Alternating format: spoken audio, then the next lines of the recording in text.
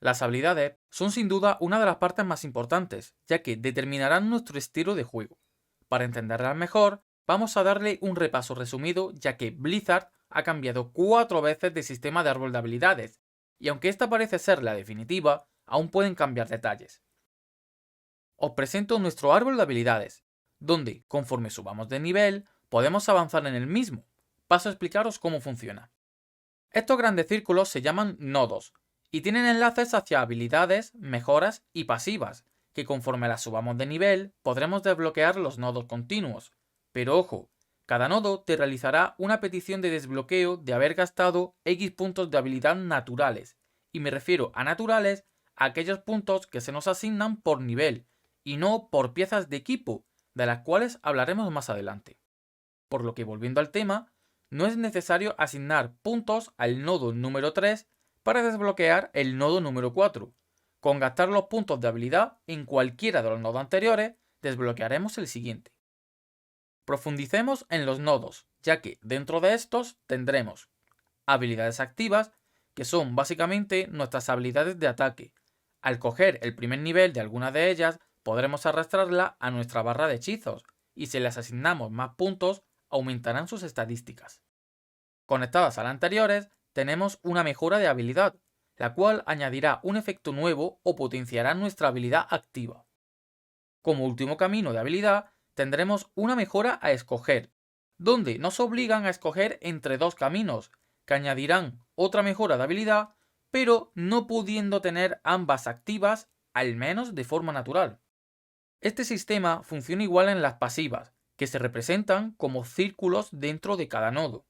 Y, para que lo entendáis mejor, entended que dentro de un nodo puedes tomar varios caminos, pero a partir de estos caminos solo podrás escoger un único camino, teniendo que escoger entre las bifurcaciones de los caminos que se presenten. Esto funciona así en todos los nodos, salvo el último de todos, ya que este nodo especial contiene las pasivas definitivas, en las cuales nos obligarán a escoger un único camino entre varias selecciones. Estas pasivas definitivas ofrecen una gran mejora para nuestro personaje, y será las que determinen nuestro estilo de juego según nos comenta Blizzard. Pasemos a hablar de la devolución de puntos. Y es que a Blizzard no le gustaba la idea de que pudieras cambiar tu estilo de juego totalmente con solo cambiar de equipamiento. Lo que ellos desean es que notes que cada habilidad, puntos en atributos y piezas que lleves equipadas formen una base de cemento inamovible, entre comillas.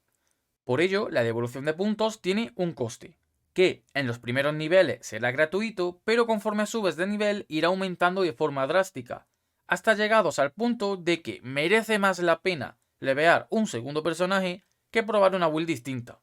Pero tranquilos, ya que a la hora de devolver puntos no tienes por qué devolverlos todos, puedes devolver solo algunos puntos sueltos para reasignarlos de forma más eficiente. Ahora pasaré a mostraros algunas curiosidades, comenzando por los puntos de habilidad en el equipamiento, donde, como en Diablo 2, tendremos algunas piezas que aumentan el número de puntos de alguna habilidad de tu árbol, activándola en el caso de tener 0 puntos o aumentando los puntos indicados por el equipo, permitiéndonos superar el límite de 5 puntos naturales de esa habilidad. Esto está capeado y tiene un límite, según nos comenta Blizzard. Y por último, os mostraré una función nueva muy interesante, y es el buscador. Este nos permitirá buscar ciertos detalles concretos de habilidades, para permitirnos ver las opciones disponibles más allá del nivel que tengamos. Por ejemplo, puedes buscar todas aquellas habilidades o mejoras que tengan que ver con el sangrado. Y hasta aquí hemos llegado con el árbol de habilidades.